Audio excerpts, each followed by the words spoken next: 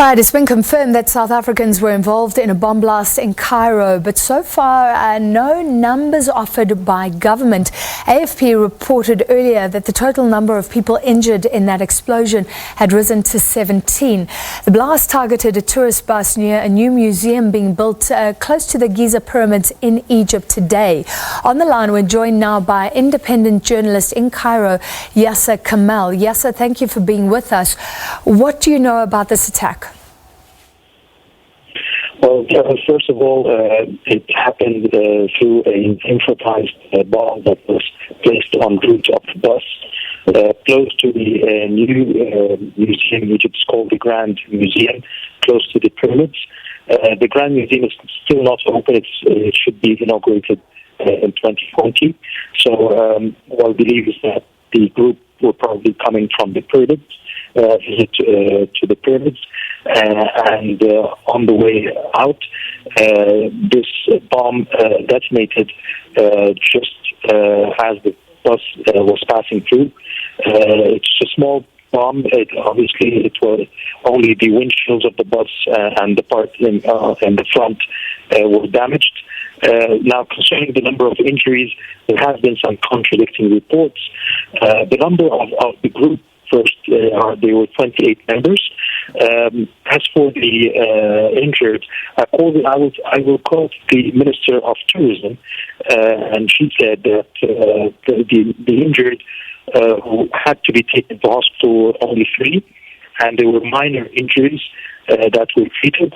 The rest, they were treated on site, and they were not injured in any way that could be worrying, and that the group has continued their tour afterwards.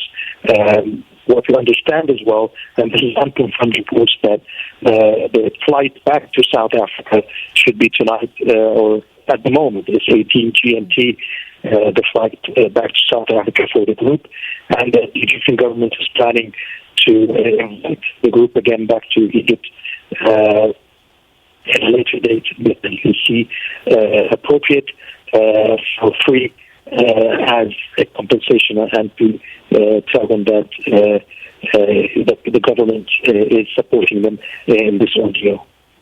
All right, thank you very much, and that's good news for us as South Africans. So no serious injuries. Could those 3 people still be in hospital, though?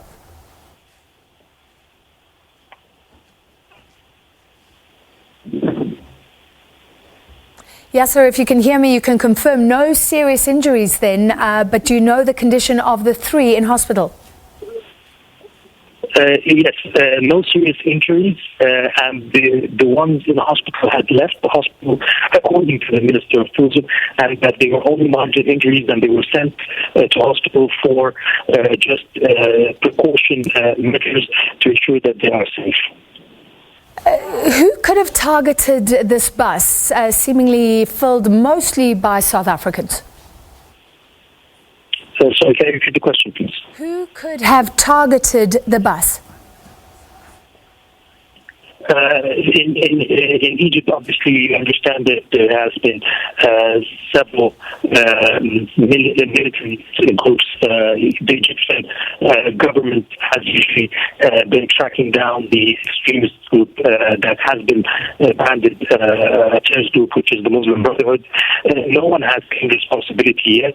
The investigation is underway to understand or to reach out to who has been responsible for this attack. No results yet, although the government is pointing fingers at the outlawed Muslim Brotherhood that has been trying to sort of target tourism industry that has been reviving in the last few years, with over 60% rise in tourists in the last year alone. So this has happened again after a few years of tourism being suffering from political instability in Egypt after the 2011 and 2013 uprisings.